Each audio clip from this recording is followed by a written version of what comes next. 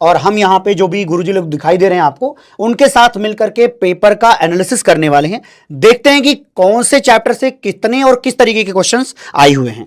बेटा ये एनालिसिस आपको पीडीएफ भी मिल जाएगी, तो अगर आपको कुछ ब्लर दिखेगा तो आप ज़्यादा लोड मत लेना, आपको चैप्टर वाइज बताया जाएगा। ओवरऑल अगर हम बात करेंगे तो भाई फिजिकल केमिस्ट्री की बात करूँ तो फिजिकल केमिस्ट्री में पेपर का जो लेवल था मॉडरेट टू थोड़े क्वेश्चंस डिफिकल्ट या बोल सकते हैं टाइम कंज्यूमिंग थे।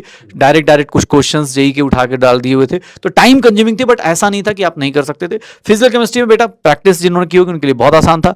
और मुझे लगता है सर ऑर्गेनिक के बारे में बिल्कुल ऐसा ही ऑर्गेनिक में था सर, थोड़ा सा टाइम टेकिंग था और बहुत सारे बच्चों से बात भी हुई है, उनको आती हुई चीजें भी उतना अच्छे से वो नहीं कर पाए। एग्जाम हॉल के प्रेशर के लायक वो क्वेश्चन थोड़े से थे, बट कोई बात नहीं बेटा, ऐसा पेपर होता है तो कट ऑफ अपने आप ही कम हो जाती है, इसकी टेंशन नहीं लेनी है कि अरे मेरा खराब होगा। सबका सेम जाता है, सबके लिए टाइम एग्जाम हॉल में सेम था।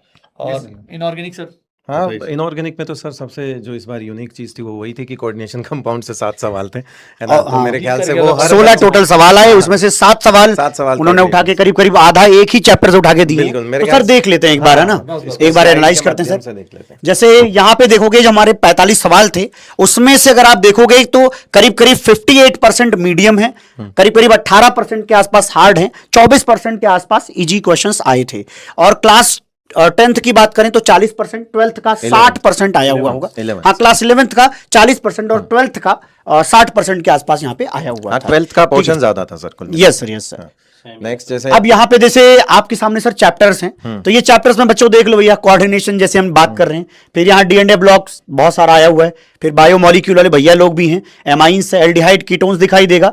यहाँ पर कहाँ है सर, इलेक्ट्रोकेमिस्ट्री, थर्मोडायनेमिक्स, है ना, सब कुछ आया हुआ है फिलहाल। और मतलब सर इस बार का पेपर बेटा आप इसको एनालिसिस आप खुद से भी कर सकते हो, इवन टॉपिक वाइज भी एनालिसिस दी हुई है, प्रोटीन का क्वेश्चन, प्रिपरेशन ऑफ अमीन्स का क्वेश्चन, पीरियोडिक प्रॉपर्टी, सब कुछ टॉपिक वाइज भी दिया गया आपके लिए। सब कुछ की पीडीएफ आपको मिलेगी, तो वहां से भी एनालाइज कर सकते हो। जैसा कि बताया 12 से ज्यादा है तो 12 के चैप्टर्स इसमें आपको ज्यादा देखने को मिलेंगे। बाकी ये आगे जो है ये, हाँ बिल्कुल, ये बनाया हुआ भी है कि देखो हमारे भी सर ऑर्गेनिक केमिस्ट्री में ज्यादा 12th ही पूछा गया है, और जो लेवल ज्यादा पूछा गया 12th वाला ये तो वही आप लोगों को बताया गया है। इसको पूरा ग्राफ से समझाया गया है कि आपका इजी कितना था, मीडियम कितना था, और ये क्या है। 12th में देखिए, 12th के अंदर आपको दिख रहा होगा सबसे ज्यादा इसी में आया है। नेक्स्ट पे आ जाते हैं, सब टॉपिक्स के बारे में आपको इन्फॉर्मेशन मिल जाएगी। हाँ, चैप्टर वाइज कितने क्वेश्चंस आए हैं वो इसमें लिखे हुए हैं, आप तसल्ली से देख सकते हैं उसको बाद में।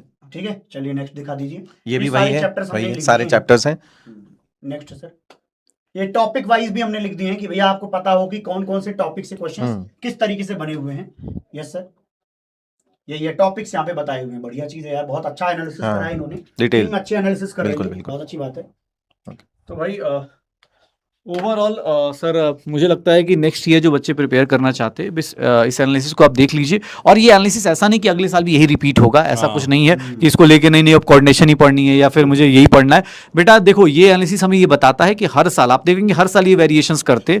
और अच्छी बात क्या है कि यार पेपर ना सर सिलेक्शन वाले बच्चों के लिए मतलब लेवल सही बनाया था इन लोगों ने। सही आइडियल पेपर था सर, आज एकदम आइडियल। पहले क्या होता था सर, थोड़े मुझे 2017 से लेके 2024 तक देखे ना तो एक मोनोटोनस पेपर रहा। 25 में फिर चेंज किया, 26 में फिर 26 में क्या हुआ कि चीज आसान, फाइनल जब आप पहुंच गए चीज के पास तो वो आसान है, लेकिन वहां तक पहुंचने में आपको थोड़ा सा टाइम लग रहा था। आपको लैंग्वेज इस टाइप की बनाई गई कि आपको टाइम लगे और आप जल्दबाजी में क्वेश्चन गलत करें, तो इस तरीके का था। तो मेरा तो ये है कि आगे जो है ज्यादा कॉन्सेप्चुअल रहे, बेसिक्स ज्यादा, थोड़ी छोटी चीजों को ज्यादा सीखें, प्रैक्टिस ज्यादा करें।